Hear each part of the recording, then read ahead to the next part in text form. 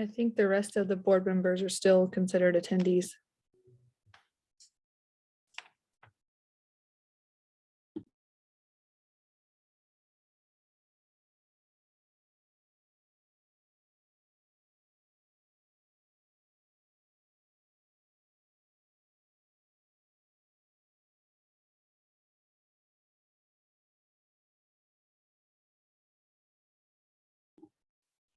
Okay, are we ready to call the meeting to order? Everybody here? Okay. Let's call the meeting to order at 6:04. I'm sorry, 6:03, looks like. Roll call. I'm here. Ms. Dryden, Present. Mr. Sullivan, Present. Dr. Canby, Present. Ms. Romero, Present. Dr. Ramirez, Present. Ms. Peterson, Present. and Ms. Magdaleno. Okay, so as they adopt the agenda, we're gonna make, forgive me, are we making a motion to adopt the agenda? I move to adopt. I will second Neil adopting the agenda. Yes. Oh my gosh, thank you, Eric. I can see it. Okay, so all those in favor of adopting the agenda? Aye. Okay, all those opposed? Motion carries unanimously. Can you scroll down, Erica? I appreciate it's larger. I can't see past that point. Okay, thank you. Do we have any public comment on closed session items?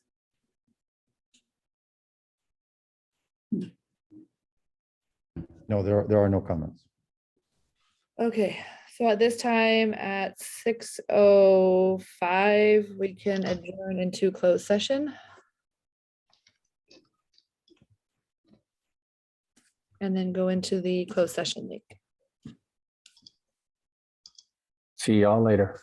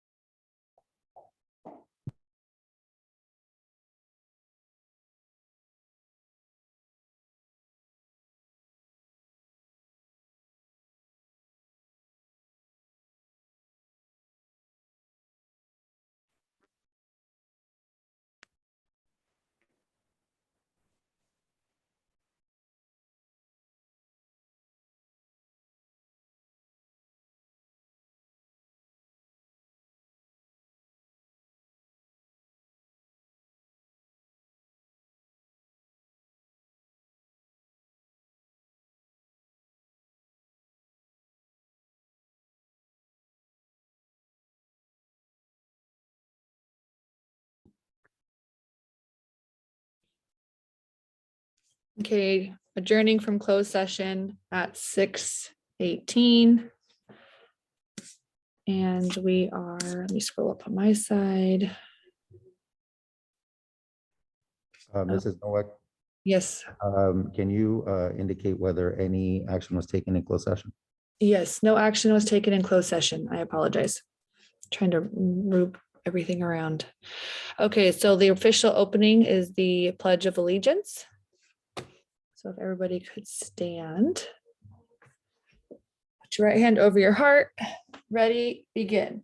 I pledge allegiance to the flag of the United States of America and to the republic for which it stands, one nation, under God, indivisible, for liberty and justice for all. Why do I feel like I just did that wrong? I always feel like I'm gonna be like I'm at a facility and I'm doing it incorrectly. If I miss a sentence somewhere. Wouldn't be surprised. Okay, so let's see, minutes.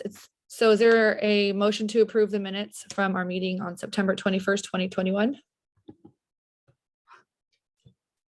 I so move. there a second? I'll second. All those in favor? Aye. Aye. All those Aye. opposed? Okay, motion carries unanimously. Any audience to address the Board of Trustees? No? Okay, moving on to Superintendent's report.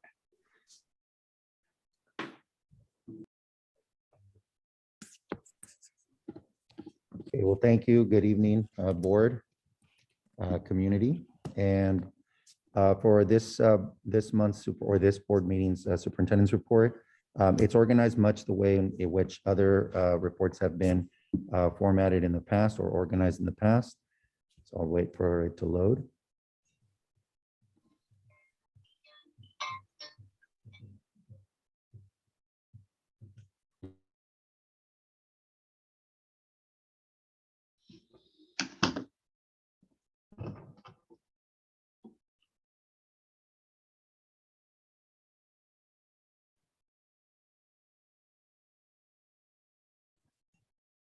Okay, so we'll start with the first part, which is around learning and engagement.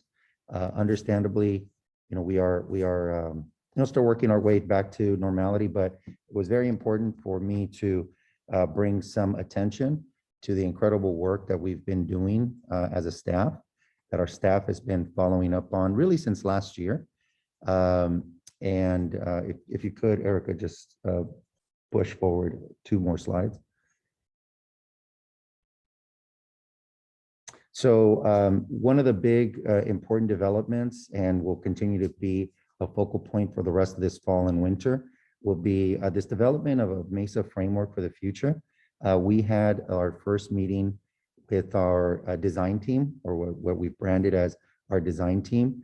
We were working, as the board is aware, with this author and facilitator, Katie Martin. Our first meeting took place on September 28th. We have about 20 or so stakeholders, a combination of staff, parents, and a few community members as well. And it was a really, really impactful first meeting. We're meeting virtually, and we have another meeting slated for October 26th. One of the focal points of this framework for the future, as you've heard in the past, is really around the development of a learner profile.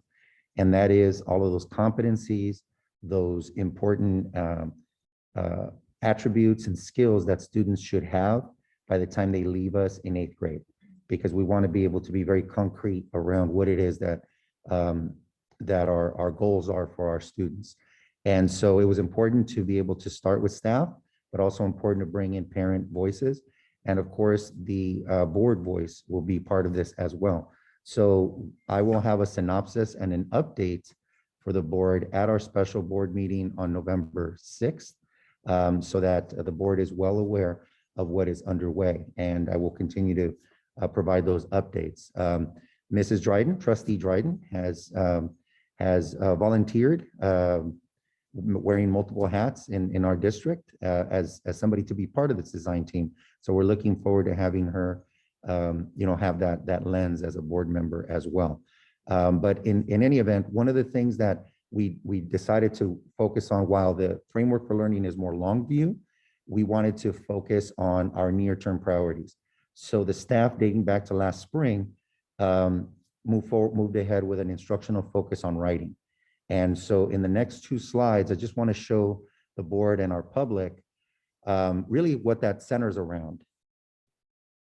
So we've been using our professional learning time, which is happens during our early release Wednesdays, to do a combination of a professional learning and professional collaboration, following the plan, do, study, act cycle. Every single grade level team has developed their own goals around writing, around the areas of strength and of future growth for our students. And so we have an entire TK8 focus. It's still coming together in some ways, but it's really taken hold in the sense that the students are, kind of reaping the benefit of that focus. So we've had Katie Martin with us a few times, but mostly it's been the facilitation of Ms. Kuklinski, who has done a tremendous job facilitating with our leadership team as well, and Ms. Wagner, Michelle Wagner, who has been really at the forefront. But more than anything else, it's about our staff, who have been really focused on making this a reality. And of course, in focusing on writing, we're not just focusing on writing, we're focusing on how writing unfolds as a function of communication and across content. So every grade level is involved and very much meeting grade level team ideals so that we have coherence across our instructional program. Next slide, please.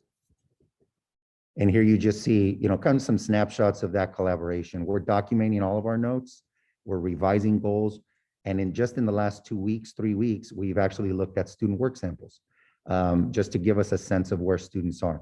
So I just couldn't be more pleased with our team and our entire staff, who has been working really diligently on making instruction still a priority for us, in spite of the many challenges that we face. Next slide, please. So one other piece that I just wanted to continue to bring forward is that we continue to serve students in the independent study space. That group of 11 has been rock solid since the start of the year. And, we've had a transition in staffing. Mrs. Wagner, up to this point, has really started the year and set up the structures. And of course, it's been with incredible support and collaboration of all other teachers. But then this week, we are crossing over into a transition with Mrs. Garza, who will assume that responsibility throughout the rest of this school year. Well, I'll reserve any more comments there for future slide. Also in the learning and engagement space, just some updates. In athletics, we have resumed our collaboration with the Camarillo Independent Sports League as one example for flag football and volleyball. We will abide by the health guidelines specific to those sports activities, and we've been getting a lot of those updates. There are some slight differences, but important ones, between indoor and outdoor sports. So yesterday, unfortunately, we had a forfeit, but we would have hosted our first flag football, game yesterday here at Mesa. But it was a win, and unfortunately, it was a forfeit. But that was one example of an outdoor sports rec league activity. Our after-school program is active, as the board knows, and we are, in 2 of our 3 cohorts, we are kind of at our capacity, but in our 4-5, we're still looking for some additional students, if any want to come on board. We're very excited at the possibility of starting a mock trial team, after-school club, with our own trustee, Mrs. Romero, as somebody who's well equipped to lead those efforts. And so we have an orientation coming up here on Thursday. But it's an incredible opportunity for our middle school students and their families who may have an interest in learning more about our judicial system and really refining many of those skills that I think the learner profile will unveil around communication, collaboration, analytical thinking, using reason and using evidence and claims, things that we are certainly focusing on now as part of our writing focus. But I think it's just an incredible opportunity that that we're very fortunate to have with our parent volunteers and with our community. So we're really expecting the best with that group. And it's supposed to kick off really as an orientation on Thursday. And lastly, field trips. We are resuming our field trips. We've had some instances already of that have come to the board, and they are based on a case-by-case basis, just depending on the location and our scheduling. We are very, we've just had many things going on, and we just want to make sure that we are not overextending ourselves. But we do have some overnight trips planned for our middle school students, which hopefully gets us back to some of those traditions we've had in years past, including Pali and Simi later on in the early spring, late winter. Slide, please. So in terms of health and wellness, I think just some important updates. The vaccine availability for children ages 5 to 11 is forthcoming. It's expected to be here sooner than later. We're going to be continuing to work with our county office and our county public health to receive more information about what that rollout will entail. But that is something that we expect here before the end of the year.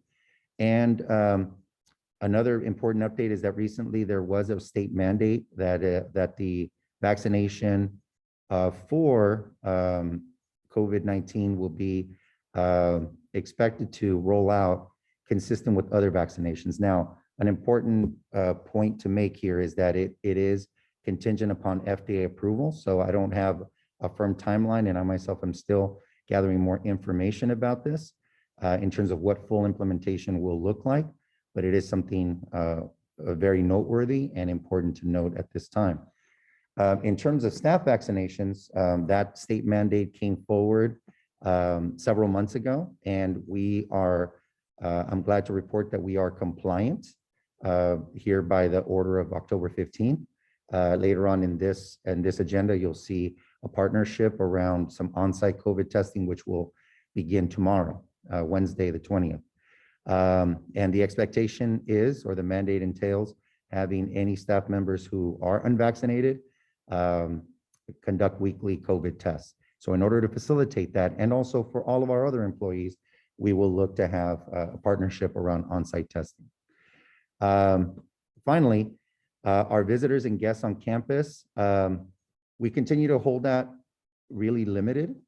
We've had a good year overall in terms of COVID rates and exposure, but we are still choosing to limit our interactions and volunteers so as to, just continue to focus on keeping ourselves in the best position possible. This dashboard is now about a week old or so. There have been some updates here very recently. We're updating it at the very least every Monday. But this is just an example that just this month we released a dashboard for our community that indicates our enrollment as well as our current confirmed cases, and on the far end, the total positive cases since the start of basically the school year. Not quite, it's August 1st, but we are keeping a running tally. Now, of course, these are confirmed cases. This does not entail cases of exposure. That is a different matter altogether. But the other thing that I wanted to mention with this is that to this point, all of these are what you would attribute to be community spread. In other words, not cases that originated from everything that we've gathered originated here on site. So this is available on our website, and for our internal parents and families, it's something that is part of our weekly Mesa Matters bulletin. Okay, on the facilities and update and operations front, just continue to highlight the good work that's happening with Measure O. This is a nice little add-on that I think is kind of a preview of things to come. So this is all a screen that was supposed to be replacing a more outdated and in need of replacement piece of hardware there. And in doing so, we were able to put there an image that I think is going to be pretty welcoming and that the kids and families that have seen it have already been pretty excited about. So it's very functional. It's very much a shade structure for the windows behind it, but it happens to provide a nice aesthetic. And that was part of our roofing project. It was the last part of our roofing project, in fact.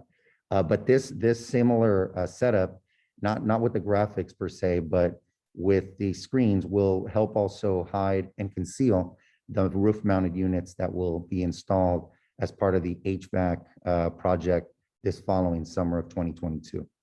And then just another piece of information, this well project, repair project turned out to be a lot more extensive than originally anticipated. So that project was completed in September 2021, just this past month. After many months of some delays, we were able to get that completed. Also part of the superintendent's report is around attendance. And here's where I really want to make a very important note. I made this note last month that these numbers reflect a lot of effort on the part of staff, and they still do, of course. But I want to also make another, just a declaration about what is behind these numbers. We have asked our families and parents to exercise maximum caution, to be very conservative when it comes to monitoring their health and making decisions about having their children attend school on any given day.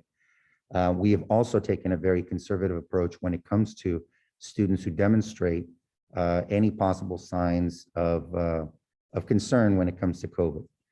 All that to say that it's necessarily going to have an impact on our attendance. That much we know. And this definitely encompasses days where there have been students on quarantine, days where students or their families really have opted to keep them home because they have shown some symptoms and because testing has occurred, or because we have detected symptoms and we've asked them to stay home until they have cleared a negative COVID test. So I'm afraid to say that it is the reality of what we're experiencing. And I would love to say that attendance will be, because I believe in daily attendance in person, but it's just important to keep in mind that there are a lot of factors right now at play in seeing these figures through. So it was just an important piece of information that I think is relevant to this discussion around attendance, particularly in certain grades where we've had to notify parents or where we've had either exposure or confirmed cases. And lastly, upcoming events. This is not an exhaustive list, but I just wanted to call out a few events that are on the horizon. November 1st is a student-free day, and that will be a day for professional learning collaboration amongst our certificated staff. November 6th, we have our special board meeting. Veterans Day is on the 11th. And then on the 12th, we have our Mesa Education Foundation Roaring 20s event. That's a big event in and of itself. And then our next break would be a fall break on the week of November 22nd through the 26th. So with that said, I will conclude my superintendent's report and open to any questions or comments, feedback from the board. I have a question with regards to attendance. And that has to do with the fact that we're still in a state of flux, and this might be more geared towards Tammy on this, but the attendance is not quite as high, and that's to be expected. What is the legal obligation? Or I know that we can go back to the previous year's ADA. Is there any sort of understanding that we can let the parents know about how ADA is being handled in school funding?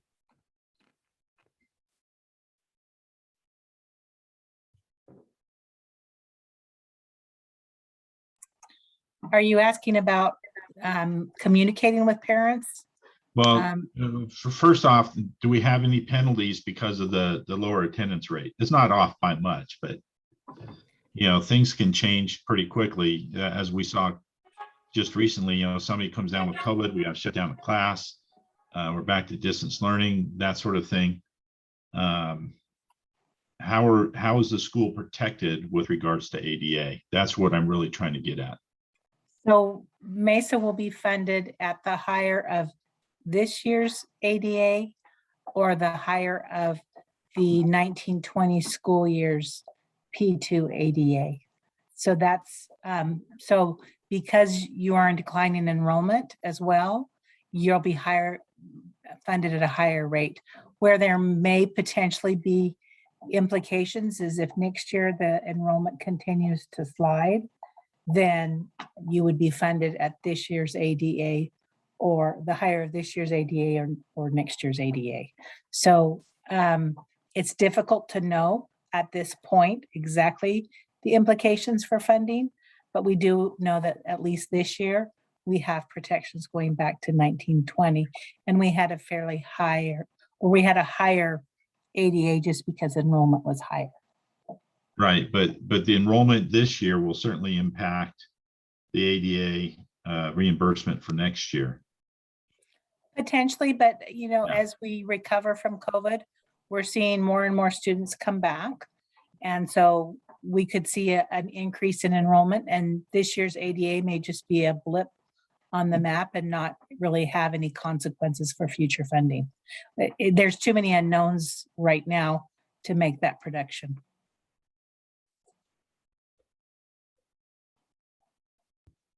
I did want to make one other comment on this related. Obviously, in my conversations with local superintendents, and in fact, superintendents from other parts of the state as well, I can tell you that it is a very common problem, I'm afraid to say, and it is one that is perhaps more acute in other communities than it is even here.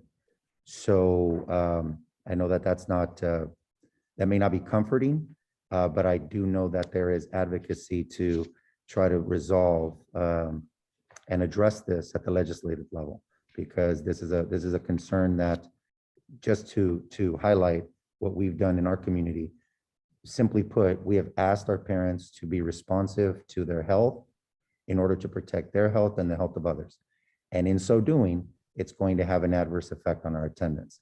So I feel very, very, very resolute in saying that we need to stay the course on the health front, even if it does unfortunately compromise our attendance, because we could be inviting a whole different set of concerns and mixed messages along the way.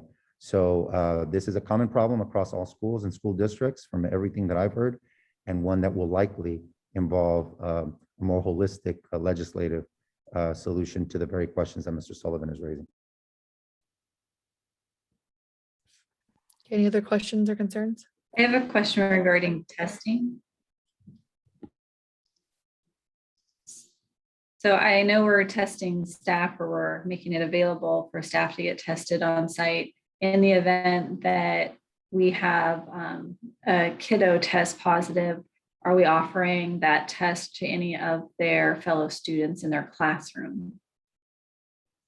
That may open up. That's a possibility that certainly is on the table, but not immediately, particularly because it involves consent for minors, and it invites a whole nother layer of work that needs to be undertaken and messaging that needs to be undertaken. So it's something that as we get this partnership underway, could give way if the need is there and the interest is there on the part of parents and families, but won't be starting immediately, no.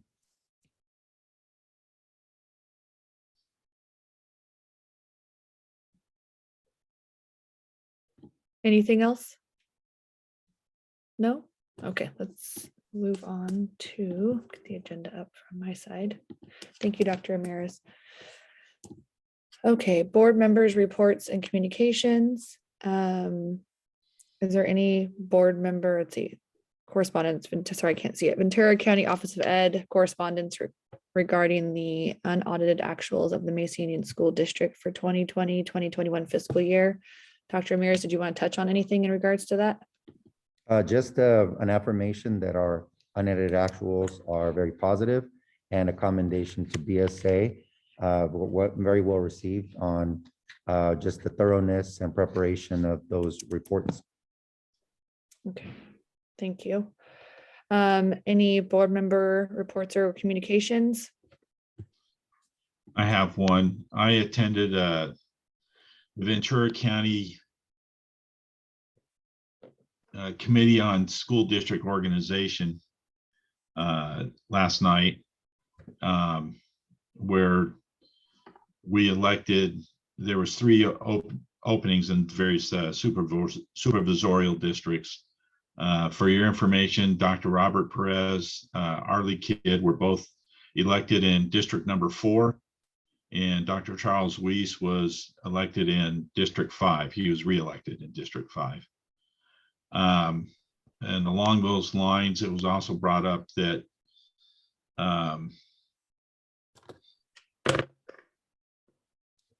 let's see, I can't remember which school district it was that's going to be having their discussion. The only one,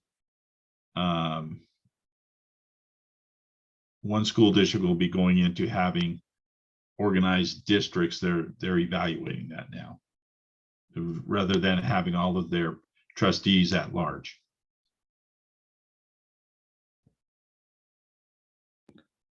Perfect. Thank you, Mr. Sullivan. And I also received communication per email, and it was addressed, and we are moving forward from that. So do we have any other board member interest or concerns? No? Okay, so moving on to the business services, the purchase order Mesa's September 1st to 2021 to September 30th, 2021. Is there a motion to approve? Well, the consent agenda will, To approve the Oh, consent consent agenda. agenda. yeah. How Items many years? Sorry, I just got. items A through G. I apologize. Is there a motion to approve the whole darn consent agenda in one motion? I so move. I will First. second. Second, okay, all those in favor? Wait, I had a We have discussion. discussion. Oh, okay, yes, see? Yeah, See, Jamie, it's almost your turn. I'm so done. I'm just. No, I called Dr. Ramirez. It had to do with the MOU with VCOE and what that meant and how that was evolving. So it's going to be, taken over eventually by the Oxnard Union School District. Is that correct, Dr. Ramirez? Yes, I think Mr. Sullivan is alluding to the strong workforce Right. grant. And what that entails is years ago, the state put out funding to really be a catalyst for career technical education. Here in this region, the Oxnard Union High School District really has a number of feeder TK8 schools and districts. And initially, that grant was steered and received by the Ventura County Office of Education. But subsequent years, the partnership has evolved to one where it will be held by the Oxnard Union High School District, which has always been involved in those discussions, and now will involve a partnership more formally between those feeder districts, ourselves included as Mesa, and Oxnard Union High School District. So VCOE is kind of removing itself from that direct partnership, and Oxnard Union High School District will be taking over that partnership.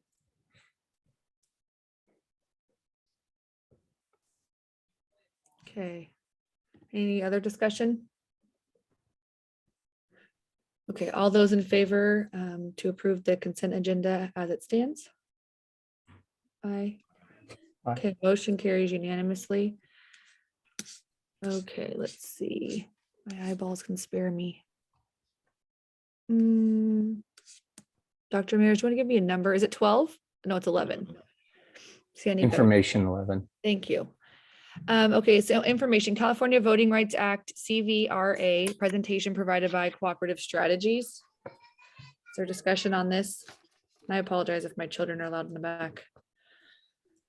This is the redistricting, right? That we have to follow up with?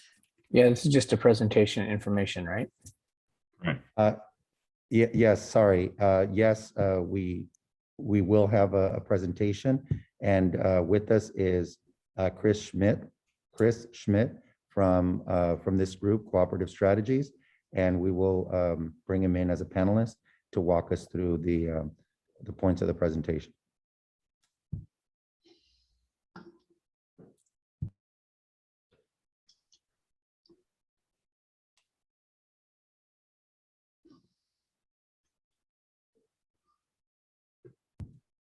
So welcome, Chris. Are you with us? I am. Here Okay, I am. perfect. Well, welcome. Welcome to our board meeting. Welcome to Mesa Union, even if it is virtually. Thank Very you excited to very have you, much. and go ahead and turn it over to you. Okay, well, thank you so much for having me here. Let me just get my screen set up. So I'm looking sort of in your general direction here. Oh, you're going to advance the slides, it looks like. Yes, just give us the cue, and we'll go ahead and advance. Okay. Great. Well, so I'm Chris Schmidt. I work with Cooperative Strategies, and we're the demographers who will be working with you as you move from trustee at large trustee voting areas.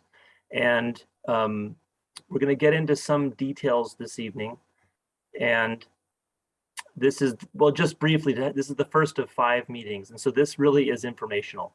We're kind of go over the gist of what's happening. And actually the second meeting is a repeat of this one. We kind of go over some of the same things, and we'll just get more and more feedback. But I'll go over that when we talk about kind of the calendar that we're proposing.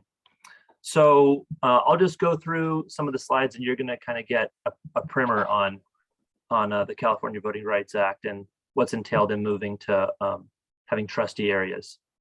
So California Voting Rights Act, it's actually called the California Voting Rights Act of 2001, but it took effect in 2003.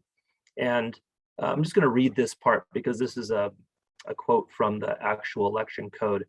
And so what it does, it prohibits the use of at-large elections when such election systems impair the ability of a protected class to elect candidates of their choice or their ability to influence the outcome of an election. So a protected class, they're a class of voters who are a member of a race or a color or a language of a minority group. And next slide, please.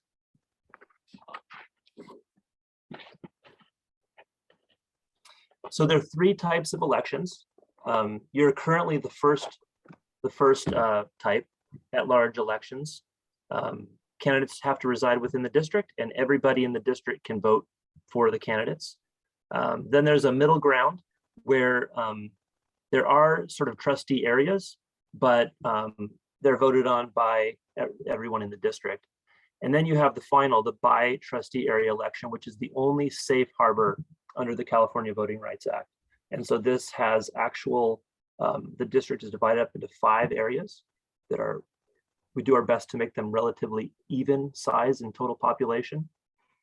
And they're voted on, then they must live in that, the trustee must live in that area, and they're voted on by people who also live in that area.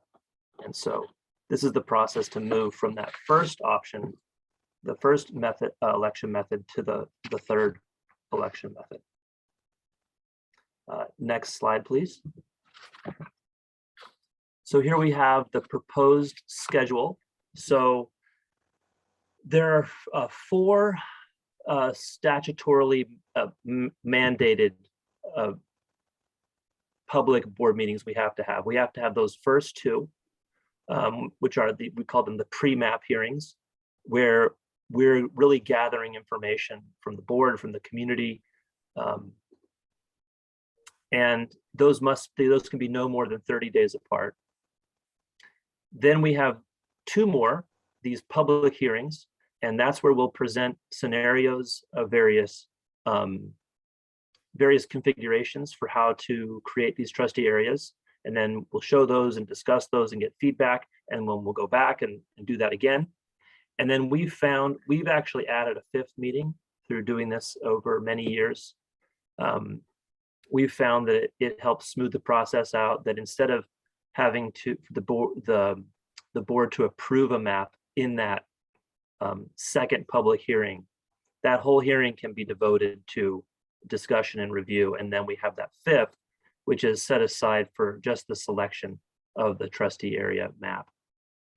And then the final stages are really an administrative period where the County Committee of School District Organization will hold a hearing, and they'll review what the board has decided. And then if they approve that, which they generally do, we'll submit those to the County Registrar of Voters. Next slide, please. Okay, so I'll spend a little bit of time on this slide. These are the considerations that we will take into account when we're drawing the maps, and then when we're getting information from the Board of Trustees and from the community. So the first two on the left there, the first two check boxes we must comply with.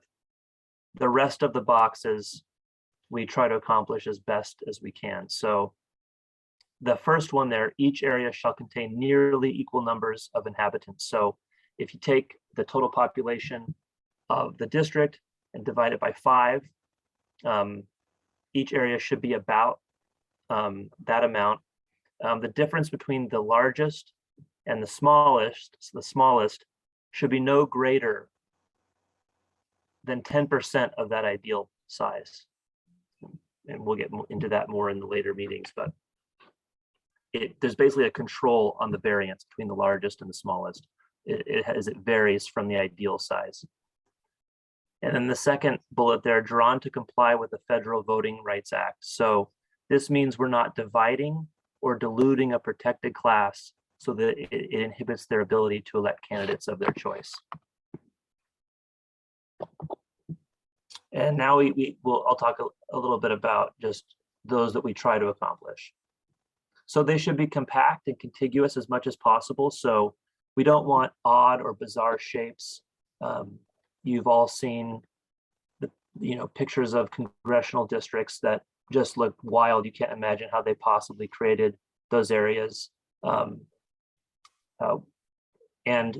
so we want them kind of straightforward. And what we're trying to avoid is the terms are packing and cracking.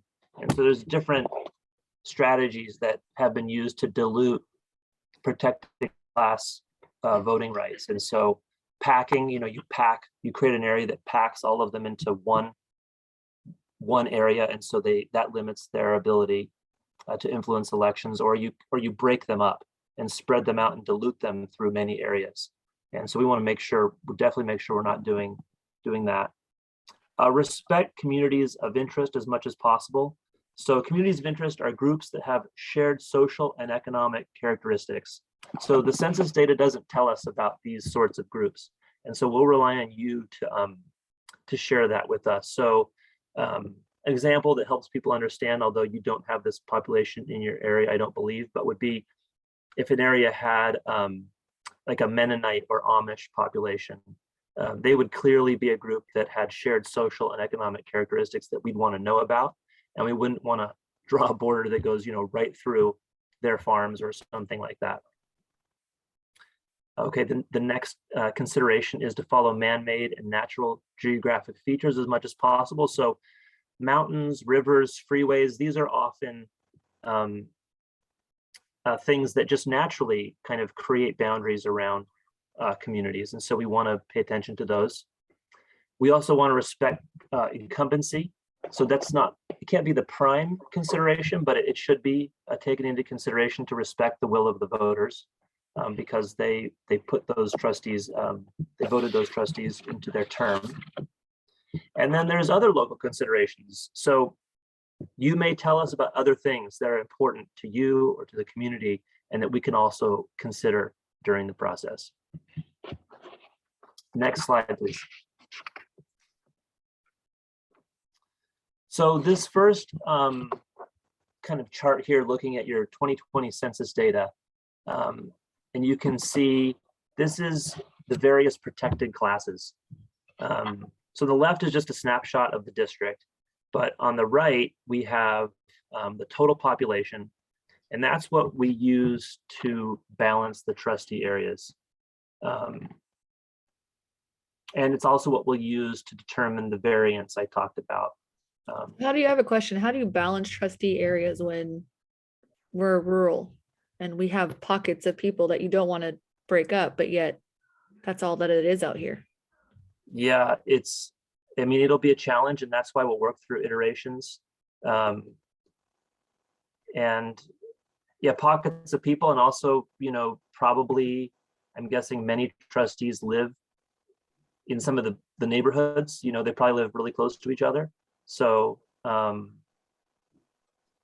mean, that is the challenge in smaller rural districts. But you can see that the Hispanic Latino community is the largest protected class with 36.6% of the population. And the total population is 3,628. And so what I was saying, if we divide that by 5, it's 725. And so that would be, that's the going to be the ideal size. And there's going to, and each area is going to vary a little bit. We just don't want the largest and the smallest to vary by greater than 10% of that ideal. Next slide, please.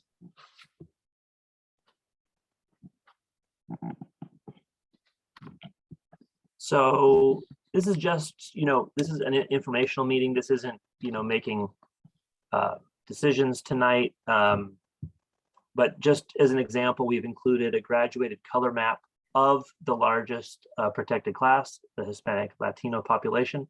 And so the map on the left just shows the concentration of Hispanic population.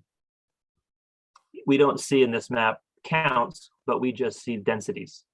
And it's just an example. And so in the last slide, we saw total population, and that's what we actually need to use to balance these areas. But this shows us, this is the CVAP, the citizen voting age population. And so the CVAP it's actually an estimate created by the US Census. It's an estimate on who's actually going to show up to vote. And so this is used, it's a proxy for those.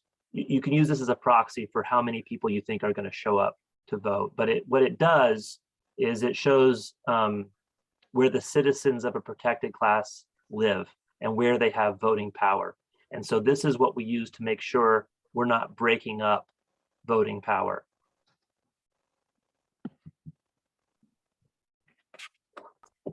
Next slide. So I'm just going to share a little bit about the feedback. Can you go back to that previous slide for just a moment? You're talking about voting power. Is this the density of population of residents or of registered voters? Or eligible voters? Just eligible. Yeah, just they would be old enough. Yeah, it's an estimate of people who are old enough to vote, but also, you know, they're not prisoners. You know, they would actually be eligible, old enough and eligible to vote. And this is just the density of just the Hispanic Latino community, of where they would, the density of the people who are eligible to vote. Well, and you mean by density though, that's what baffles me, because this map to me is misleading. Because in like the yellow areas, are we saying there's a lot of people in that area? Oh, I'm trying no, to so the darker the color would be So- the more dense. So basically up Agan and Price, there's like 4 houses on that street. So that's why I would be interested to see what it is that you guys are utilizing as a density measure. I think it's since 4 of the 4 houses on that street, it's the density, right? So it's a percentage, but literally there's only handfuls of houses in that whole. That's what I'm saying. In this 118. whole, on the other side of the 118, there's probably 30. Yeah, so if, exactly. So this is what I'm saying. It's not showing, it was not showing counts, and we're not going to use this map tonight to make decisions. It's just showing kind of a snapshot of the Hispanic. But yeah, it would be dark red if there were 30 houses and 25 of them were Hispanic, and it would So are we be, doing this because we're saying they have not a capable way of getting to a voting polling place to vote? no, it's saying that when we draw areas, if it's just an example, we're going to have more detailed maps, later, but what we're saying is if there is an area where there's a high density of a protected class, whatever that protected class is under the Federal Voting Rights Act, we wouldn't want to draw a line right through that because it would break up their power to elect a board member that would represent, I get their that. community. I get it. No, I get it. Yeah. I get it. It's a conversation for another time because we'll be here all night, but yeah. And I'm assuming that in the future that you'll also have representation on here, not just Hispanics, but also African Americans, Black, and Asians. Well, so every protected class can't, this is saying so if we tried to represent, let's say, made an area that gave Native Americans said they have a power in voting, but they're a very small population. Whereas this is saying that the largest protected class should have, ideally, now it may not be able to, but it would ideally have an area that it could elect a board member to represent. And maybe we can't, maybe it's not possible to create that. Maybe we have to create an area that is, the next best option would be to create what's called I'm not able to say it. Polarity, that's not the right word, but where you'd have, at least it would balance out. So maybe the white population would be 25% or something, Hispanic would have 25%. But ideally you could create an area where a protected class, if it's possible, they would have, at least their voting rights would be, they would be able to elect somebody. So what I'm hearing thus far is basically you're trying to accommodate Hispanics only. Blacks and African Americans, Asians really don't matter because they don't have enough numbers to amount to anything. It's only giving Hispanics an opportunity to be elected. That's what I'm hearing you say. Well, it's what the data is showing, that the protected class that could have a majority in an area, the closest one is the Hispanic Latino. And so because they have voting power, and when we create the voting areas, we don't want to disrupt that. We haven't thus far. I mean, none of them come out to vote to begin with. I mean, there's nobody I was placed on the board because nobody stepped up to do it. So I think we're going to have quite an uphill battle because, I know we have to do it by law, so I get that part of it, but I just think the reasoning needs to be for everyone, not just for one entity. But we probably should keep this moving because we're Right. I agree. I just want you to be thinking about that when you come back and visit with us again. Oh yeah, like I said, we're just demographers. We just want to represent, get input from you, from the community, and try to draw trustee areas that make sense for your community, and to keep you. I'm not your attorney, and I don't want to speak like an attorney, but to keep you safe from, violating. That no one could say you have racially polarized voting, which is the reason to move to trustee areas rather than trustee at large. You're out of the danger zone of anybody coming and saying that, the way your community votes is that there could be racially polarized voting. But so that's just our job as demographers is just to kind of listen to you, present options, go listen to you, go back to the drawing board, bring other options, but really it's working with you. So it's, anyway, but so this map is just showing, here's just a snapshot of the community. We have mountains in the north, we have farms, we have neighborhoods down in the south, we have some freeways. Let's just go to the next slide. And so these are just examples of the kind of feedback we want to get. Someone saying we should keep neighborhood X and neighborhood Y in the same trustee area, or I think this about Highway 232 or Highway 118 and how that affects these areas, or it makes sense as a trustee area boundary because it keeps communities together or it provides a good representation. These are just examples of the kind of feedback we would love to hear from you to help us draw these first round of maps. And then the next slide is just kind of more examples. I think, and I apologize, some of this is boilerplate. And I know you're an elementary district, so so I guess you do have your K8. So, but I think all of why communities should be in one area, or it makes sense as a trustee area, it keeps communities together, it provides a good representation. But this is the kind of feedback that I'm open to taking any kind of input tonight, and I'll just furiously take notes. And also the meeting's being recorded, and then we'll come back and do this a second time. And it's kind of hard, this is being sprung on you, and maybe tonight you'll have a few things to offer, and then you'll sleep on it and talk with people, and next time we'll get a lot more feedback. But any kind of input you'd want to offer is welcome. Well, I definitely think it's going to be a challenge based on population, but I don't know if any of us have enough information about population. So as you saw in the aerial, there are so many farms and mountain ranges.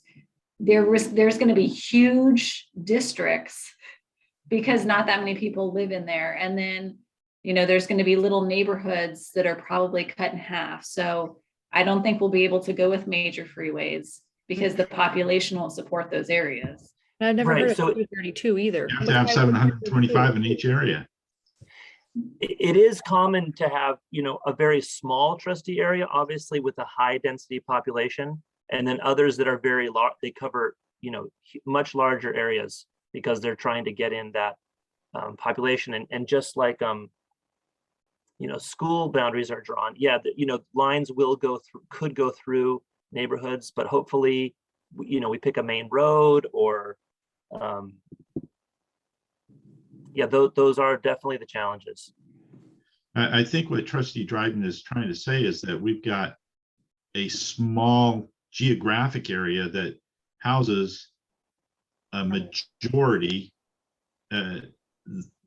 of the population, and to put groups into 725 when most of it resides in this one geographic area. It'll be interesting to see how that plays out. I think Jamie's correct, though. I don't think we have enough information to continue to discuss it further because we're spinning our wheels with what ifs without tangible. Right. No, I agree. I think the only point that I would make is, as he's, asking us questions is, in those, as you pointed out, those high density population neighborhoods to the south, and then those large geographic areas to the lower populated to the kind of northeast area, and again, keeping people of communities together, some more agricultural out in that area. And also to the west along the river and to the southwest over there, again, if you put like-minded communities together, and then those other, kind of those highly densely populated areas, just to the south there along the border, those are the kind of the areas that I see as just kind of community areas. Do you mind going back to the slide 7? With kind of the main map? Oh, go down. Lower. Yeah. Okay, so just start over at the river on the west. What were you saying over there? Well, again, and again, I don't know all this area all that well, but as you talk about to the west and south, that area of agricultural over there. And then right in kind of the middle south, where you kind of have that 90-degree angle, you have those communities there that are grouped together, where they're highly residential population. And then as you head basically to the northeast, you've got a large agricultural all Krista. above the 118, kind of where Krista is at. That's all I'm saying. I mean, just kind of those pockets of like communities. And Chris, you have all of our addresses as well, correct? You know, it was in the back of my mind during this meeting that I need to reach out and get that list. I think when you see that, you'll see the different communities, because only two of us, I would say Mr. Sullivan and myself, live close to each other. So we're actually in different communities. So that might help you with your lines as well, because That will help, yeah. there's not that many larger communities in this district as a whole. But in the past, 4 of the trustees have been within 30 houses of where I've lived. Okay. Oh, And yeah. so my point is this: when you go back, you need to go back as a part of this demography and look at the voting over the last 20 years. And over the past 14 years, in almost every election, we have done appointments because no one has run. And I don't know how that plays into it as well. This is because nobody's running, and so we're hustling, trying to get people to fill the position of trustee. Members of this board, every member of this board, if I'm not mistaken, has been appointed at one point in time. Krista and I weren't. Kristen, you were not, but you know, it's Fuckers. okay. So there we go. 60% of this board has been appointed at one point in time because no one is elected, has But I gone think through the honestly, process of running. we have to, but we have to do it by law, so I get it. I mean, look at the No, I got that. county supervisors just put out theirs today, and it's a hot mess express.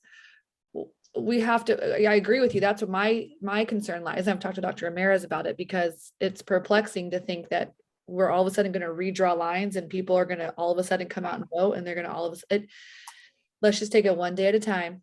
Let him come back to us. We can discuss it with him later. I mean, Dr. Ramirez, can he send us all emails individually to like ask us questions to expedite it, so we're not on time on the meeting, keeping us longer? Well, Yeah, what I'll do, let me do this. Let me work with Mr. Schmidt and Cooperative Strategies so that they can give us a comprehensive look at what they would like to get from us, either as a district or from you specifically as trustees, just between meetings. If any of that is appropriate and relevant to this conversation. And I will push it out via the memo or make personal contact to just pull information. Addresses, we have those on hand, so we will be able to provide those pretty readily. okay. Thank you, Dr. Ramirez. That sounds good. Thank you very much for coming. I really appreciate it. And don't take it as an attack. It's just all of our brains work in such a complex way that I think it's just going to be navigating what the new normal, right? So how we've all either grown up in the district or been around forever and just know the area. It's how we're going to Tetris this. We'll have to figure it out, I guess. It No, might I not be totally- pretty. We may have to give up your pretty lines, but we could probably figure it out. Jamie totally can, understand. the architect or engineer or whatever Yeah. the stuff is. Okay, so I appreciate your time. Is there anything else for Mr. Schmidt? That's it. Thank you so much. Thank you for Were you everything. done? I'm Did you sorry. complete your presentation? Yes. No, I cut him out. We got stuff to do. I don't feel good. Okay, on to Thank you. Thank you. on to action items. Is there a motion to approve the consideration of adoption of the resolution 21-22-04 withdrawn from District of Choice Program. Just need a motion to approve. I move that we approve resolution 21-2204 to withdraw from the District of Choice Program. Do we have a second? I will second it. Okay, is there any discussion? I know we've all kind of discussed it pretty thoroughly.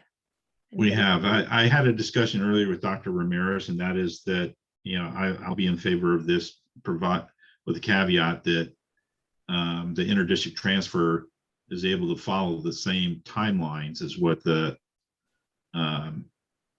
District of Choice gives us. I think we're all on the same page for that. So go ahead. I'm sorry. Did somebody say something? No? Okay. So all of those in favor of approving the consideration of adoption resolution? Aye. Aye. Opposed? Okay, motion carries unanimously. To 12B, is there a motion to approve the consideration of adoption of resolution 21-22-05 in recognition of National Red Ribbon Week? I so move. Is there a I'll second? second. Okay, any discussion? Are we doing anything fun for this week? Like cups in the gates and stuff? Doing spirit days every day. Okay, didn't we used to have McGruff, the dog? that Crime came- dog? That's the crime dog. Yes, that is Yes. so archie. I just dated myself. Okay. Oh, Okay, so the district has a McGruff outfit. They used to. And they do used to we? be Dr. Dr. Ramirez. Ramirez, you gotta look into that. If you have it, I volunteer to wear it and go Well, around. you want to see the outfit I first. may just have to purchase one if we don't. I have would it, totally do that. You because I'm let me totally up for know. for that ride. Oh, Yeah, well, I'll definitely look at it. I haven't seen it, but now you've got me on the hunt. oh, that would be fun. That was always Foundation a should fun thing. auction that off, that privilege. To be the McGruff dog? Yeah, auction that off at the foundation party. The People foundation's have after parking though. stocks. They Sure. don't- Okay, so all those in favor of approving the adoption of the resolution 21-2205. Aye. Aye. Okay, motion carries unanimously. 12C, is there a motion to approve the consideration of the approval, I'm sorry, of the notice inviting informal bids for the window replacements, HVAC and electrical upgrades project? I I so move to move. start the bidding process. Neil seconds. Is there any discussion?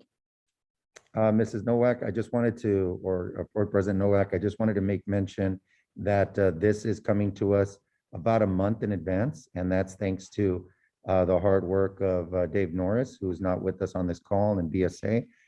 It came out of the DSA, Department of State Architects office, just in time to make it to this meeting, which actually gives us tremendous advantage in picking up some early bids from some contractors that would otherwise be tied up. So I can't thank our BSA office, Dave Norris, Tammy, enough for making sure that this is here in October, a month in advance. Thank you, Tammy and Dave. Okay, so all of those in favor of approving Aye. consideration? Aye. Okay, Aye. anybody opposed? Motion carries unanimously. Okay, going on to 12D. Is there a motion for the consideration of acceptance of the report? I'm sorry, of the receipt of the Golden Valley Charter School Annual Pragmatic Audit 2020-2021? I move that we accept the Golden Valley Charter School annual audit. Is there Second it. any discussion? They're still self-contained and self-sustaining per the usual, right? From what I see. Yes, but although this is the programming audit, so this has to do with their instructional program, which is part of their memorandum of understanding historically with the district. So every year they need to submit this, and it basically details the way in which their program is being structured, run, and how their results are faring. Okay, wonderful. Okay, so all of those approve the consideration of the receipt of the Golden Valley School Charter. Aye. Aye. Okay, motion carries unanimously. Is there a motion to approve the consideration of the ESSER? Is that a 3? ESSER the third expenditure plan. Sorry, I need better eyes. Is there a motion to approve?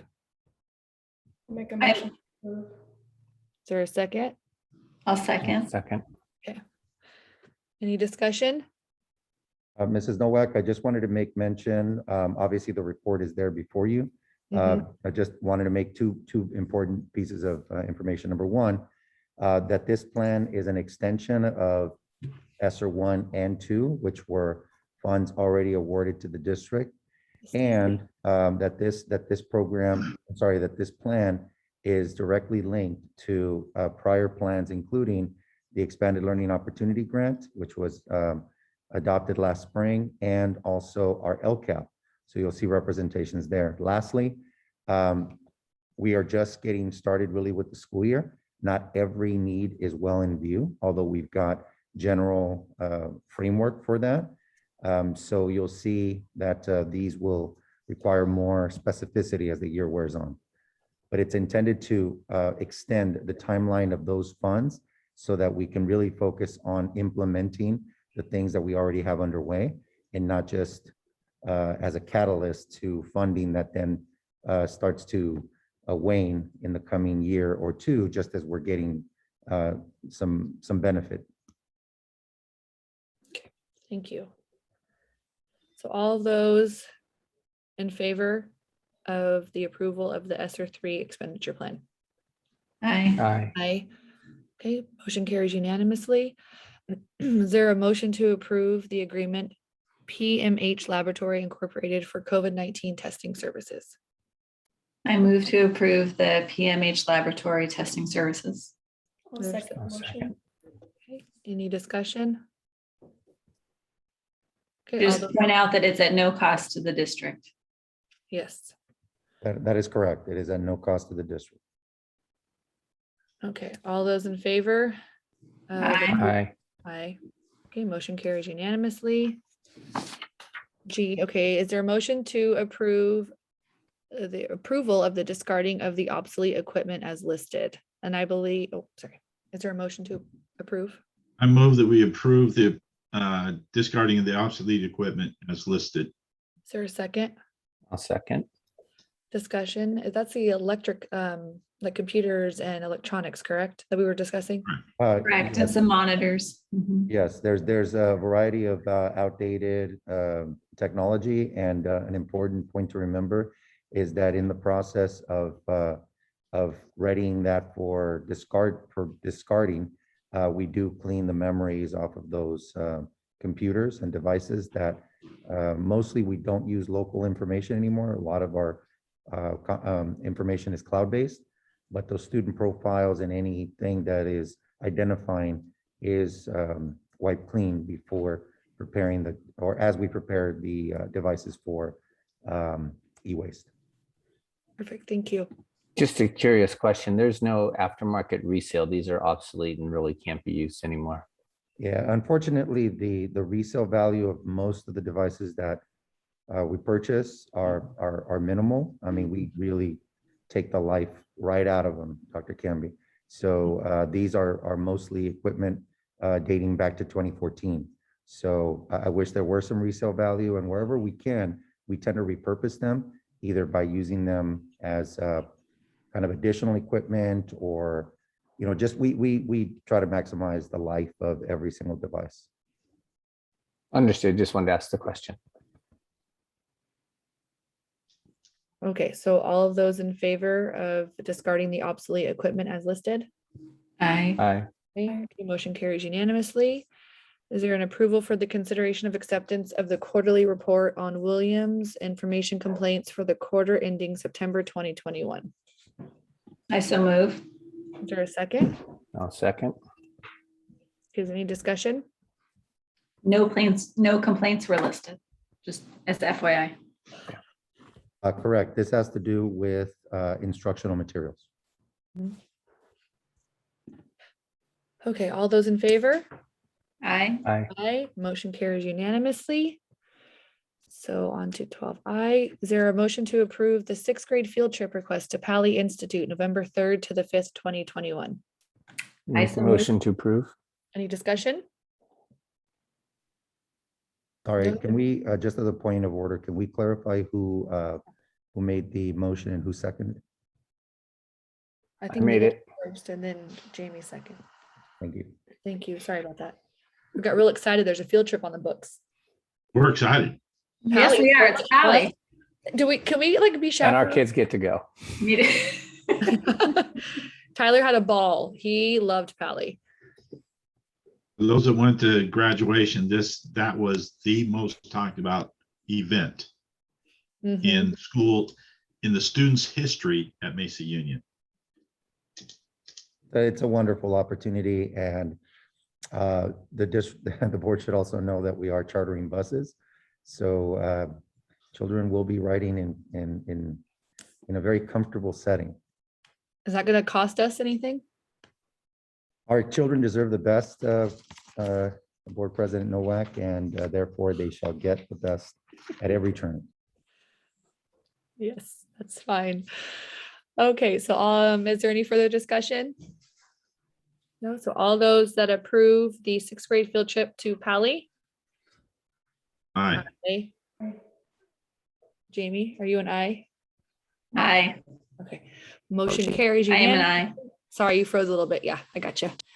Okay, so Jay, the approval, okay, so is there a motion for the approval of the 7th and 8th grade field trip agreement to request to Catalina CIMI Toyon Bay on February 11th, 2022 to February 13th, 2022. I wish to approve that we approve the 7th and 8th grade field trip to Simi and Toyon Bay from February 11th to February 13th of 2022. Is there I'll a second. second? That's CIMI? Yeah, CIMI. Awful. Okay. Any I've been discussion? there. It's a great place. Oh, I'm sure it is. I just can't read, apparently. Just real quick question. I mean, is this going to be student funded? Or are we going to get funds from MEF or other funding sources for this? We are going to be, it's going to be split funded, and PFO will contribute. Let me give you the figure. It should be less than Pally. Yeah, and PFO had pledged $6,000 towards Pally. We didn't mention that in the last one. Yeah, and PFO pledged $12,000 towards That's Catalina. correct. That is correct. Okay. Any further discussion? Thank you, PFO. Hopefully we can shake down the MEF event too. So I'm telling you, auction off McGruff the dog. You don't want, you need Yeah, parking you can wear it. spots. If they didn't make us dress up in 1920s, I would attend. Anyway, it's another conversation. Okay, so all of those in favor Aye. of the approval? Oh, aye. Aye. Okay, motion carries unanimously. Is there a Yes. motion Don't to? forget to ask, Krista, don't Yes, forget to ask for nay votes. That'll get us in trouble if you don't. even if all of our hands are recorded and we all said Yeah. yes? Still have to ask for an opposing vote. Thank you. Okay, is there a motion to approve the consideration of the adoption of the amended administrative regulation 1312.3 uniform complaint procedures? I move to approve the amended AR Uniform Complaint Procedures Option 1. I'll second the motion. Any discussion? No? Mrs. Nowak, just as a point of clarification, the reason it's coming back is because there does need to be a board vote on option 1 versus option 2. And it's my recommendation that the board consider option 1. Okay. Any other further questions? Okay, so all of those in favor of consideration of the adoption of the amended administrative regulation uniform complaint procedures option 1? Aye. Aye. All those opposed? Motion carries unanimously. Is there a motion to approve the board policy revisions as stated? First reading. The This is first first reading. I was doing so good too. I didn't itemize each one. You were doing so, I am. Okay, you guys go ahead and do that on your leisure. Okay, so we go on to personnel then, yes? Yes. Motion to approve the consideration of approval of the hiring of the following classified staff. Rob Wiggins, facilities worker, effective October 18th, 2021. Is there a motion to approve? I move that we approve the hiring of Rod Williams as a 0.6 FTE. Is there a second? I will second. Okay, any On the discussion? clarification, is it Rob Wiggins or Williams? Wiggins. Okay, that's I. If I misspoke, I apologize. I'm Wanna certain make I said sure. Wiggins. I'm certain of it. Okay, all those in favor? Aye. Aye. Aye. Okay, anyone opposed? All those opposed? Okay, the motion carries unanimously. B, is there a motion to approve the consideration of the resignation of the following classified staff? Patricia Orozco? Did I say that wrong? Let's go. The Roscoe. Patricia Orozco. Can I just say as stated on the agenda? You could, I was just clarifying that her name is Patricia. Well, Orozco. no, I thank you, but that way I don't slaughter everybody's name. It's the glasses, Krista. I need them. I honestly can barely see my screen. It's ridiculous. I didn't want to have 4 eyes on here. Sorry, Neil. I love you, but I didn't want I'll give you my cheaters. Here, I got my cheaters. I need to see. I'm sorry. That's another conversation. Okay. So is there a motion to approve the consideration of the resignation of the following classified staff as stated? I make a motion to consider the resignation of Patricia Orozco, Jessica Martinez, and Erica Magdaleno. Show off. Is there a second? I'll second. Is it a consideration or an acceptance of? We needed a motion first, didn't we? Uh-huh. Well, we're considering, but we need to accept their But you resignation. can't discuss Mr. Sullivan out of turn. You have to have a motion, then you can discuss and we can ratify it at that time. Look at her go. Love it. It's It been is moved so- and seconded, right? Could somebody give me a second motion, please? Mr. Mero did. Oh, okay, yay, thank you, Mrs. Romero. Okay, It's so discussion. quiet over there. I know she's. Okay, so you're saying that we have to, do we have to consider it first, Dr. Ramirez, before we can approve it? Is that the order? Is that why Mr. Sullivan I said? think Mr. Sullivan, go ahead and I'm sorry, can you clarify your point? I'm just saying is that we're not considering their resignation, we're accepting their resignation. Correct, it's an acceptance of resignation, correct. And that's really the proper wording, that we accept the resignations of the following people as stated. Correct. It is a consideration that we're doing, but we're accepting their resignation. Which, you know, I think is kind of a silly thing because they're going to resign whether we say yes or no. As much as we can complain, we can't stop them. I say we don't let Erica go, but we can let the other two go. Correct. You know what I'm saying? And so Okay, any further discussion? Okay, so all those in favor of the consideration of the acceptance of the resignation of the following classified staff as slated, say aye. Aye. I All those opposed? Motion carries unanimously. Okay, is there a motion to approve the consideration of approval of the leave request of the following certified and classified staff? Employee 000081, effective September 2nd, 2021 through October 31st, 2021. I so move.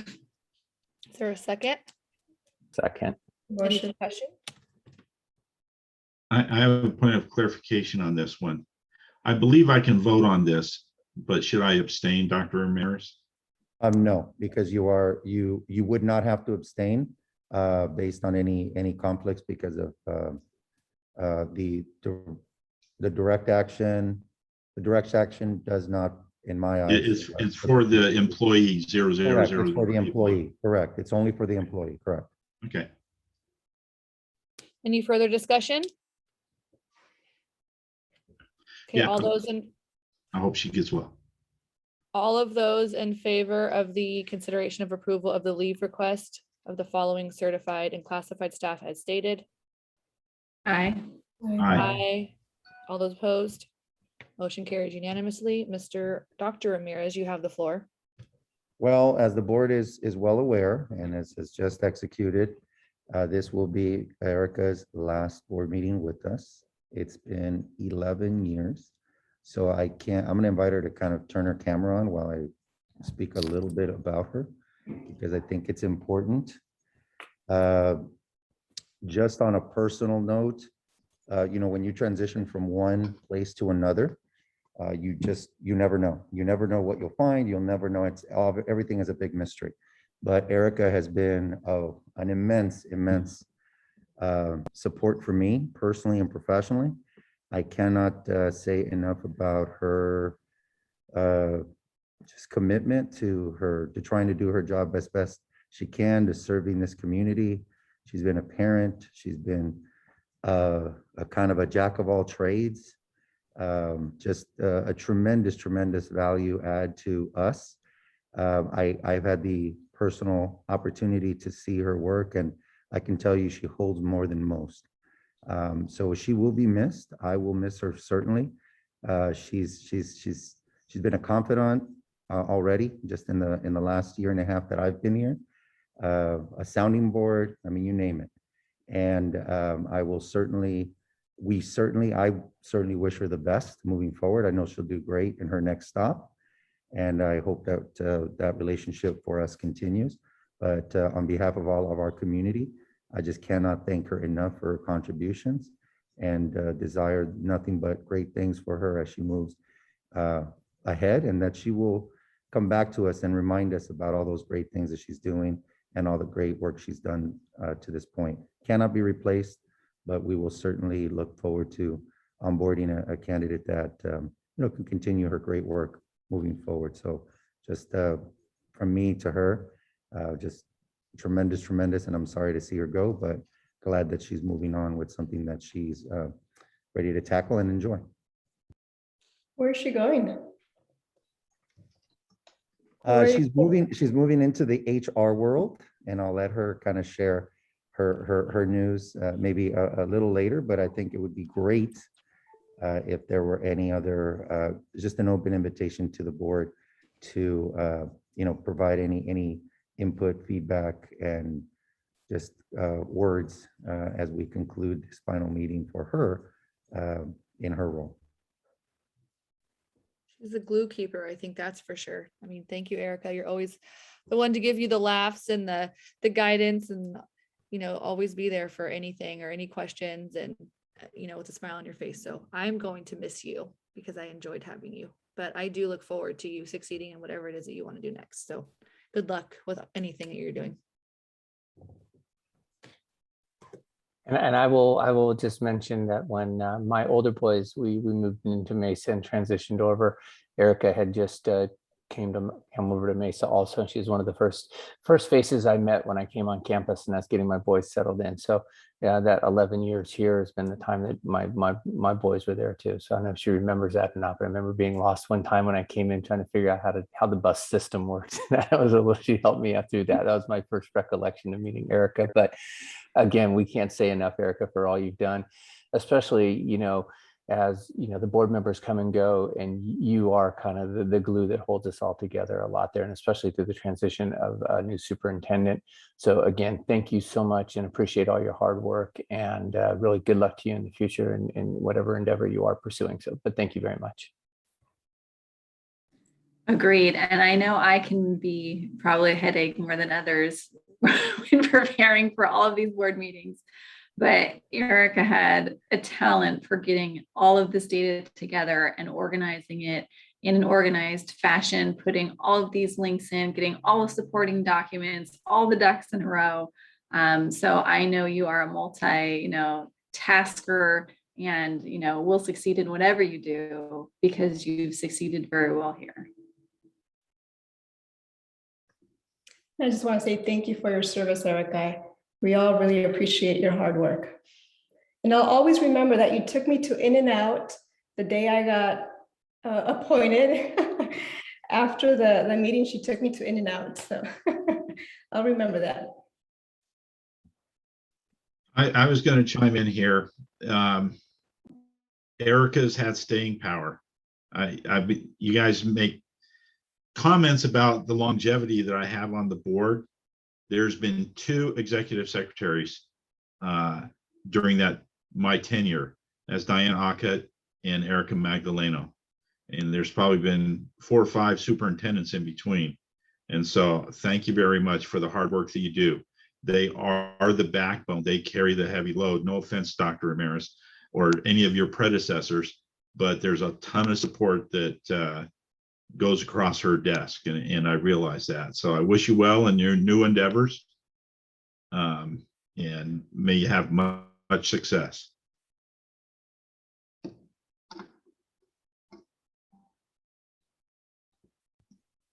Well, thank you all, and we're going to try to make the last 2 weeks of Erica's time here count. And one other thing, she has graciously accepted to continue to support us. And we haven't figured out the details, but continuing to support us because I just think that that's the kind of loyalty she has and the kind of commitment. So we're going to try to, make it count, of course, but she's not abandoning me quite yet. So I'm very thankful for that as well.